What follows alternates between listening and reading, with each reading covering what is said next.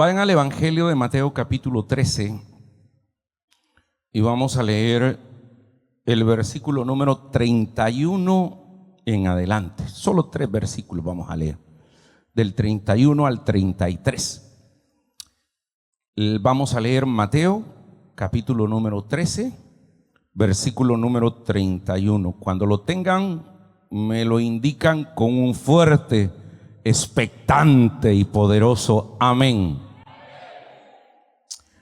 Leemos la palabra de Dios en el nombre del Padre, del Hijo y del Espíritu Santo. Amén.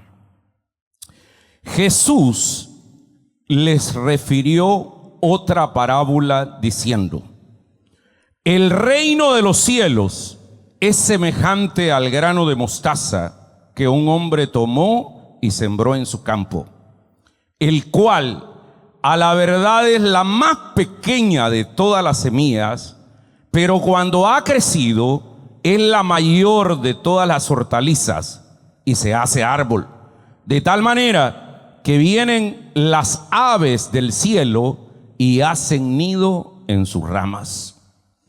Otra parábola y les dijo: el reino de los cielos es semejante a la levadura que tomó una mujer y escondió en 3 medidas de harina hasta que todo fue leudado. Esta es palabra de Dios, santos. Amén. Tengan la bondad de tomar su asiento. Voy a ser muy breve en el pensamiento que quiero compartir. El título del mensaje, como lo hemos anunciado, se llama Minorías Creativas. Ya voy a explicarles por qué le hemos puesto minorías creativas.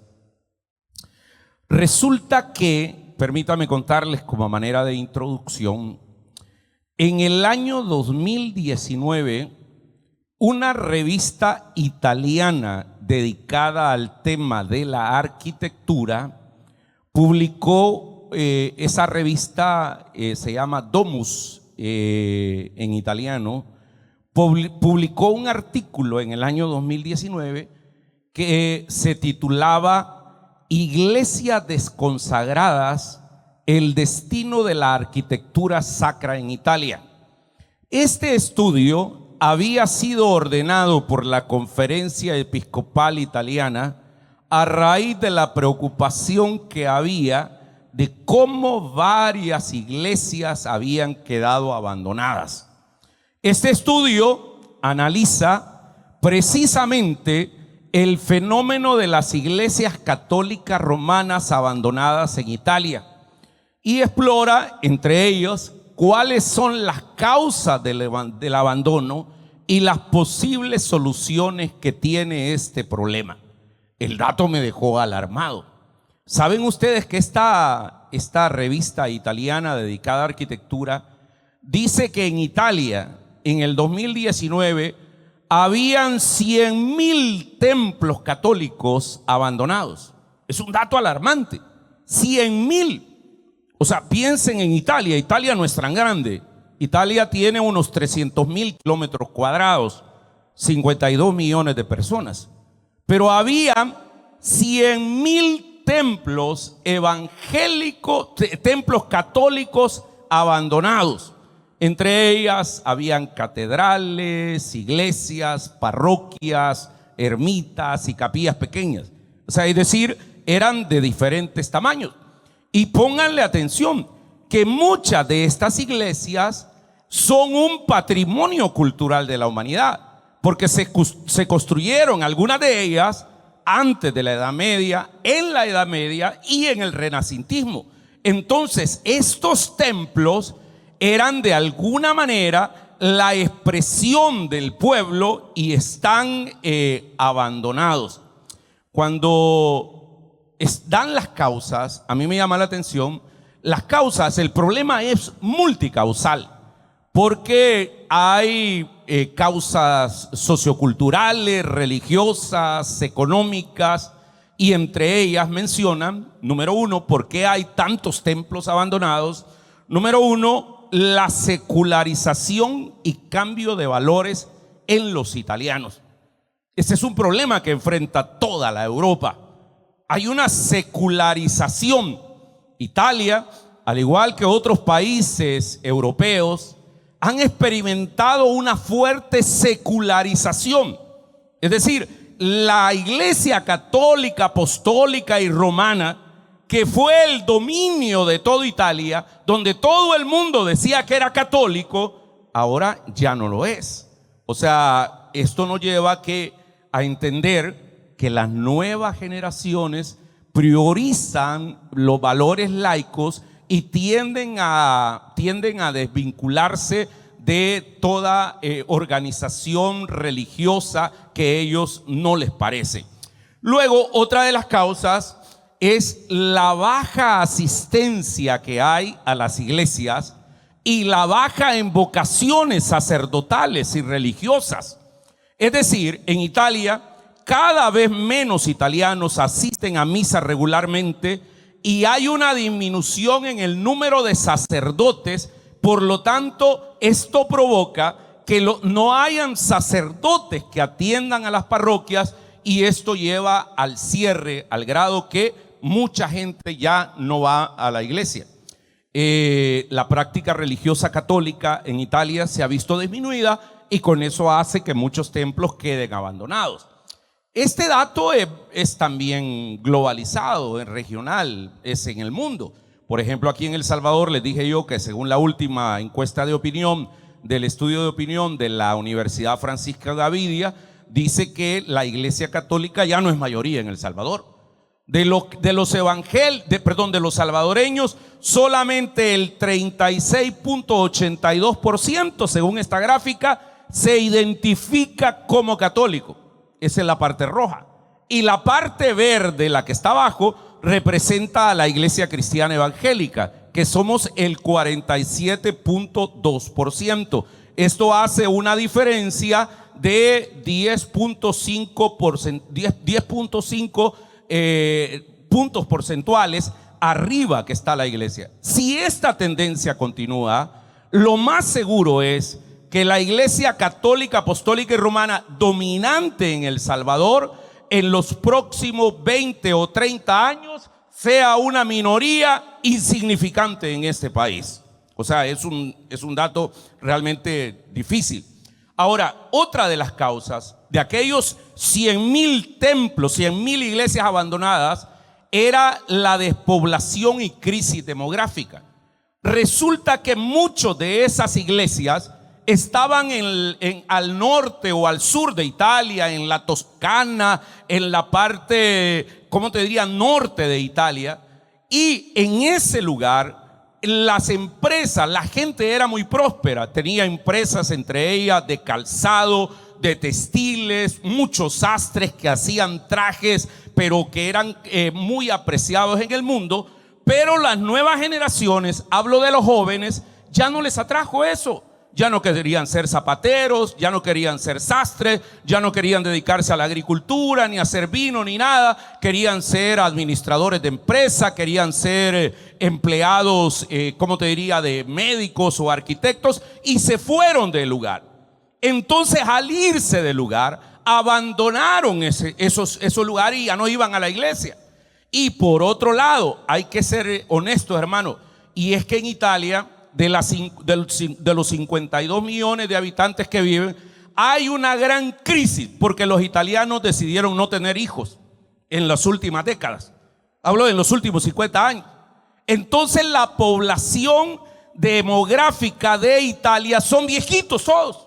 Por eso es que nuestra gente que se va a trabajar allá a Italia, o sea, el trabajo más, ¿cómo te diría?, que más se encuentra es cuidar ancianos. Es decir, hay un problema que no tuvieron hijos y eso, hay una baja natalidad y ya no hay una reposición poblacional.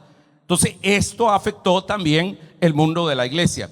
Finalmente, también están los problemas económicos, con la reducción del clero, con la falta de vocaciones, con el hecho de que ya la gente no va a la iglesia. Entonces se les hace muy difícil mantener esos templos y quedan totalmente abandonados.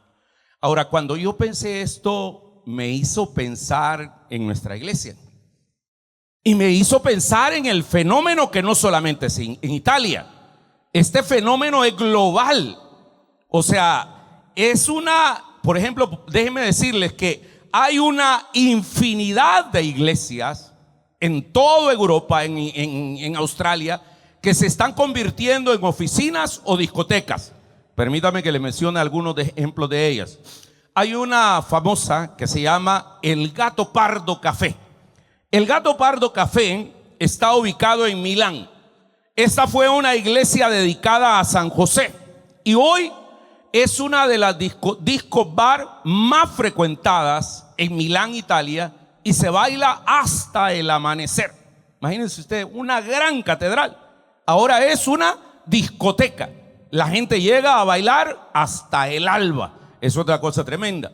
Veamos otro ejemplo. El Paraíso se llama esta. Esta iglesia, El Paraíso, fue una iglesia en Ámsterdam que en 1965 fue vendida y ahora es un templo a la música en Holanda. Es decir, las mejores bandas musicales de rock, de música pop, llegan a esta. Otro ejemplo, una basílica en Hungría se ha transformado, esta basílica, se ha transformado en un nightclub por la noche. De tal manera que donde era el altar, ahora en vez de ofrecer la Eucaristía o la Santa Misa, en ese altar ahora es una plataforma donde bailan strippers y donde la gente llega a disfrutar con todo tipo de drogas hasta el amanecer.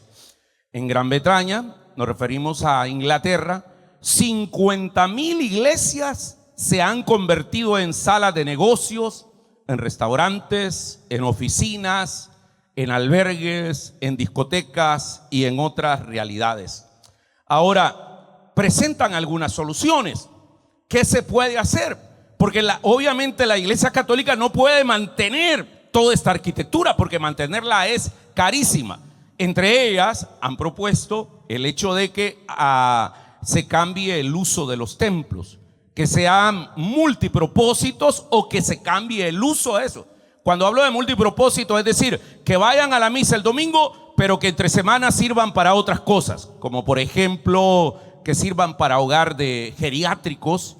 O sea, hay muchos ancianos, entonces en ese lugar los pueden atender, que sirvan como hogares para migrantes, que sirvan para, ¿cómo te diría?, para centros culturales, para bibliotecas u otras razones. O que cuando ya no hay miembros que sostengan esa iglesia o ese templo, lo puedan convertir o desacralizar y pueda ser una biblioteca, un museo, una cuestión de arte en esos lugares donde funcionaba el templo. Ahora bien, hermanos, nosotros estamos viendo hacia Europa, estamos viendo hacia otros lados, pero el fenómeno no es ajeno a la realidad evangélica.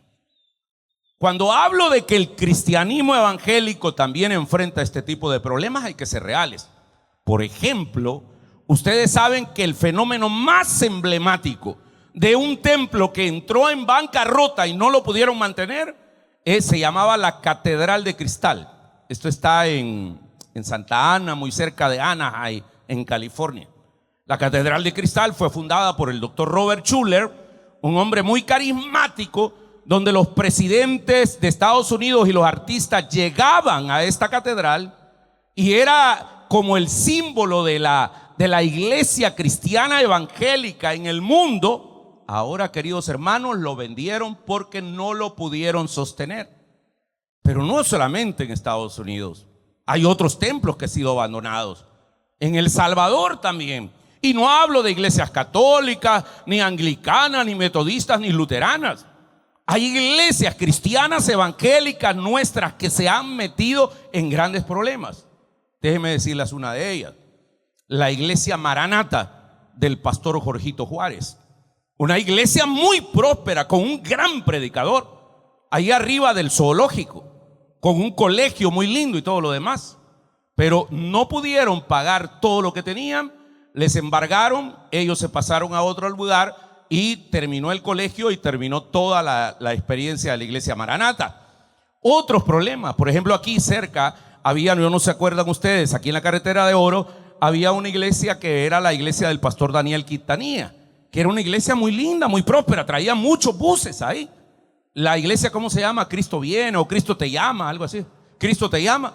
Desapareció porque les embargaron el terreno, porque no lo pudieron pagar. Problemas como por ejemplo en Elín. ¿Saben ustedes que Elín tiene un montón de años que compraron como 40 manzanas allá por Nejapa, cerca del Redondel de Integración, donde ellos querían construir un templo y no lo han podido construir por falta de recursos, porque no hay recursos para poderlos mantener? Las asambleas de Dios, algunos templos de las asambleas de Dios se endeudaron y están embargados ya por los bancos, o sea, para venderlos para otro tipo de cosas. Entonces nos enfrentamos con una realidad en la cual nosotros no podemos ser ajenos, y cada uno conoce las situaciones dentro de sus iglesias. Ahora, ¿a qué viene todo esto que les he hablado? Viene al hecho de pensar en esas minorías creativas, al hecho de pensar cómo el reino de Dios es un reino que sorprende, porque no parte de lo grande, sino parte de lo pequeño, de lo insignificante.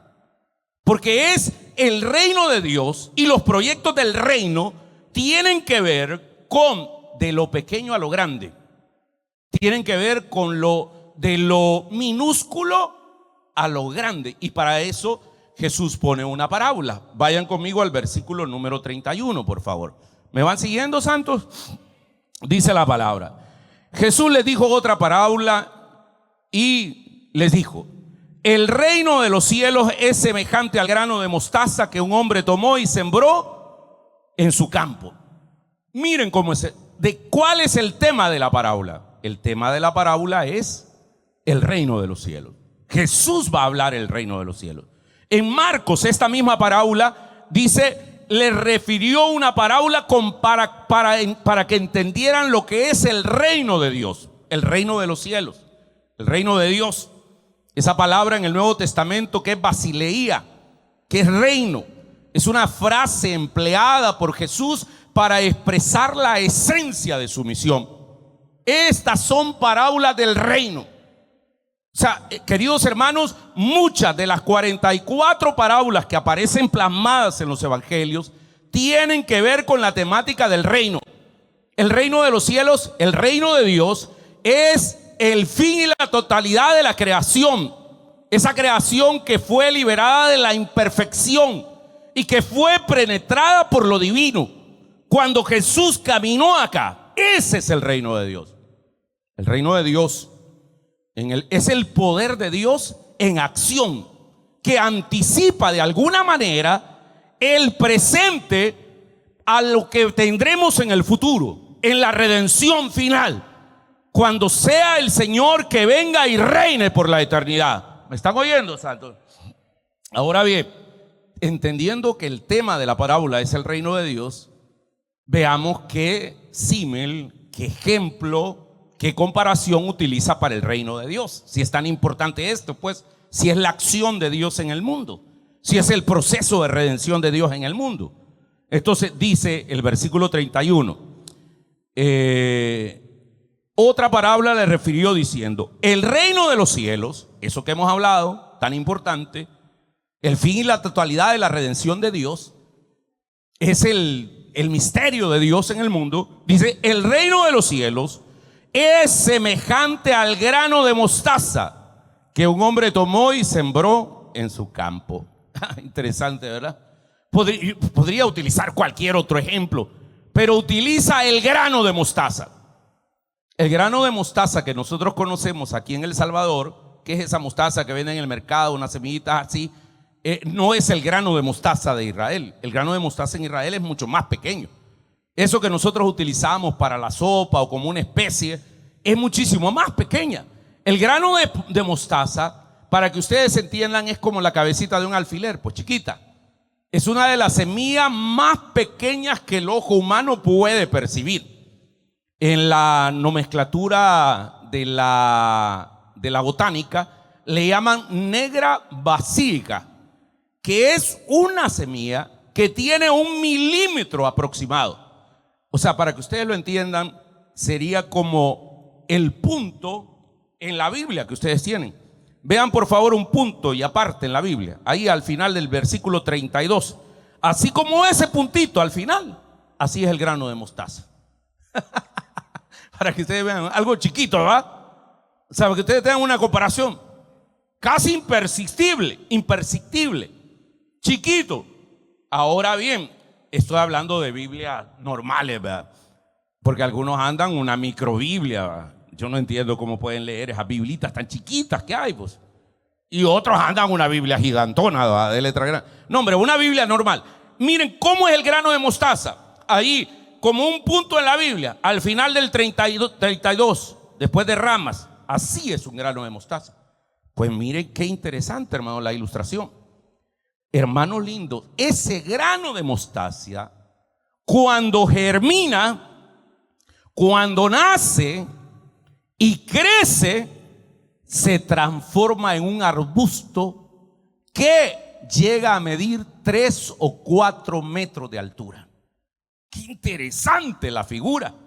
O sea, es decir, ese granito, ese puntito que ustedes vieron, lo siembran y al norte de ahí de Genezaret se convierte en un árbol que puede llegar a medir 3 o 4 metros de altura. Para los judíos, queridos hermanos, la mostaza, la semilla de mostaza, era un símbolo de pequeñez, de insignificancia, de algo que, ¿cómo te diría? No tenía ninguna razón de ser. Insignificante, pequeño, mínimo, ínfimo. Ese es el pensamiento judío.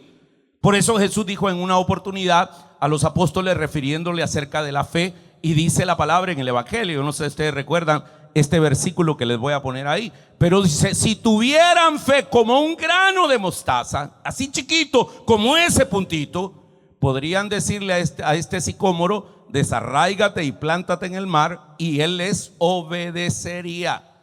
Entonces, hermanos, miren el ejemplo que pone para medir el reino de Dios. Ahora bien, ¿cuál es el significado de esta parábola?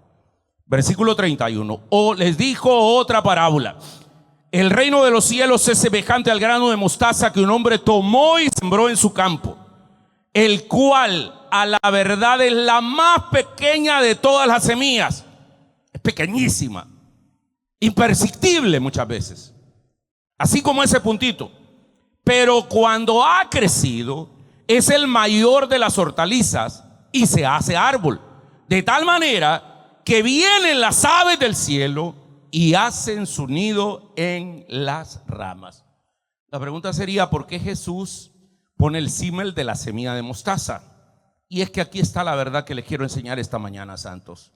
Y es que Dios elige las realidades más humildes y pequeñas para hacer sus designios de grandeza en medio de la humanidad. Uy, les acabo de decir algo interesante, santos. Este es el corazón del mensaje. Dios elige las realidades más humildes y pequeñas para hacer su designio de grandeza en medio de la humanidad. Ese es el Dios que nosotros tenemos. O sea, un Dios que instaura el reino de Dios. O sea, este Dios no elige o no tiene necesidad de árboles elevados, ni grandeza de semillas. Nuestro Señor Jesucristo desea enaltecer el árbol humilde, la semilla pequeña, que después se convierte en un árbol donde las aves vengan, que habla de la universalidad de la iglesia, la catolicidad del reino, donde todas las aves del mundo, los seres humanos, pueden venir y habitar en medio de ese árbol. El reino de Dios se caracteriza, santos, porque a partir de unos comienzos verdaderamente minúsculos, verdaderamente humildes, el reino de Dios se convirtió en la empresa más grande que ha habido en la humanidad. Aquí se pone en marcha todo. Desde esos humildes comienzos se pone en marcha todo un proceso de crecimiento que transforma que se transforma en uno de los fenómenos más espectaculares que ha tenido la historia de la humanidad. Hermanos lindos, si lo vemos desde el punto de vista humano, no hablemos de cristianismo ahora, pero el cristianismo es la empresa más exitosa que jamás se haya creado y que tiene unos orígenes humildes. Más adelante les hablaré de esto. Pero imaginen ustedes cómo es el reino de Dios, como un granito de mostaza, como un putito en la Biblia, insignificante, la más pequeña. Así nació el reino. Nació con un niño pobre de una virgen allá en Belén. Ese niño que creció y después eligió a 12 hombres, y hombres cuestionables. Uno de ellos había sido guerrillero, pertenecía a un movimiento revolucionario, se llamaba Simón, pertenecía a los celotes. Otro de ellos había sido cobrador de impuestos, publicano, Mateo. Otro era introspectivo, que sacaba el corvo y le pegaba sus manchetazos a cualquiera, Pedro. Otro era un hombre que no creía en nada, Tomás. Otro era interesado en el dinero, traidor, que le decía: te amo, Señor, aquí estoy. Pero terminó metiéndole el cuchillo en la espalda, traicionó a Jesús. Pero con esos 12 hombres inició el reino de Dios, esta empresa tan grande que ahora nosotros conocemos. Después acompañaron otras mujeres a esos hombres, y la iglesia, el día que nació, el día de Pentecostés, habían 120 personas nada más en el aposento algo. Miren ustedes cómo de un humilde niño de 12, 120. Ahora en el mundo la mitad de la población, o más de la mitad, es cristiano de alguna manera. Esto nos lleva a entender que el reino de Dios comienza en pequeño. Saben ustedes, hermanos, que las empresas más exitosas, escuchen esto, las empresas más exitosas a nivel global, mundial, no duran mucho tiempo. Por ejemplo, estaba revisando cuáles son las empresas más viejas, más longevas que hay, que duran, no duran miles de años. Pero por ejemplo tenemos la cerveza Guinness en Irlanda, que se parece un poco a la cerveza Heineken. Esta fue fundada en 1759. Desde ese año para acá existe. Otra empresa viejísima se llama Levi's. Es una empresa fundada en Estados Unidos, la que hace los pantalones Levi's. Fue fundada en el año de 1853. Esta inventó los jeans y sigue siendo una de las marcas de ropa más icónicas a nivel global. Existe desde 1853, viejísima. O sea, Levi's. Otra empresa, Mitsubishi, en Japón, fue fundada en 1870 como una empresa naviera, pero ahora es productora de vehículos, es productora de plantas eléctricas y de un montón de cosas. Desde 1870 existe. La Coca-Cola que nosotros tomamos existe desde 1886, tiene como 126 años, 125 años, 124. Es decir, no es tan vieja, pues. Ford, por ejemplo, la compañía de carros que fue fundada por Henry Ford, existe desde el año 1903. Noten ustedes, estas empresas duran 100, 150 años. En cambio, ese reino de Dios que fue fundada, la empresa de Cristo, la empresa de salvación, que tuvo un humilde comienzo, tiene más de 2000 años y un alcance a nivel global en todo el mundo. Por eso, ese grano de mostaza que comenzó así, es decir, se mantuvo a pesar de los años. ¿Me están oyendo, santos? O sea, se mantuvo. No hay empresas que duren tantos años. El cristianismo tiene más de 2000 años y no fue iniciado por expertos ni intelectuales.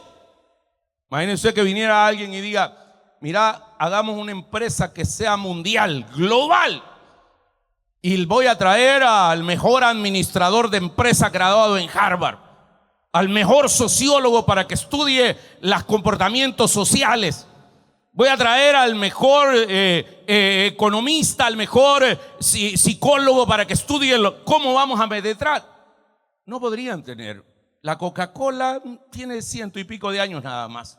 Y supuestamente es una de las empresas a nivel mundial. En cambio, el cristianismo comienza ahí. Miren, hermanos, cuando dice el reino de los cielos, el versículo número 32, a la cual la verdad es la más pequeña de todas las semillas, pero cuando ha crecido, es la mayor de las hortalizas y se hace árbol de tal manera que vienen las aves del cielo y hacen sus nidos, así comenzó el reino de Dios. Queridos hermanos, las imágenes de cómo comienza el reino de Dios son imágenes pequeñas. Por ejemplo, todo inicia con una semilla. En el sembrador, por ejemplo, en esa famosa parábola que para algunos es la parábola de las parábolas, Jesús presenta su predicación del reino de Dios como una pequeña semilla capaz de dar un gran fruto. Dice la Biblia que dependiendo del tipo de tierra puede dar el 30, el 60 o el 100 por uno. Así es el reino de Dios, que comienza en pequeño con una semilla, pero que al sembrarla puede dar el 30, el 60 y el 100 por uno. Otra imagen, el grano de mostaza que hemos hablado. O sea, ese granito de mostaza en efecto es el más pequeño, mide como 1 milímetro, pero cuando crece se puede convertir en un árbol de 3 metros. Así es el reino de Dios. El arbusto más ¿cómo te diría? Icónico, que nace de una humilde semilla. Otra figura de cómo el reino de Dios comienza en pequeño es la predicación de 12 apóstoles. Y ojo, 12 apóstoles que no eran ¿cómo te diría? Gente letrada.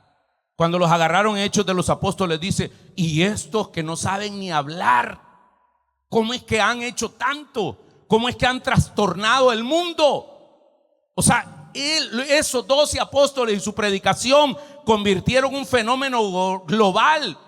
El reino de los cielos se presenta con la predicación de estos hombres que sin letra del vulgo hicieron grandes cosas. Muchas personas se convirtieron hasta ahora al día de nosotros. Pero miren la figura, semilla, una semilla de mostaza, 12 hombres que inician esta predicación y hicieron grandes cosas.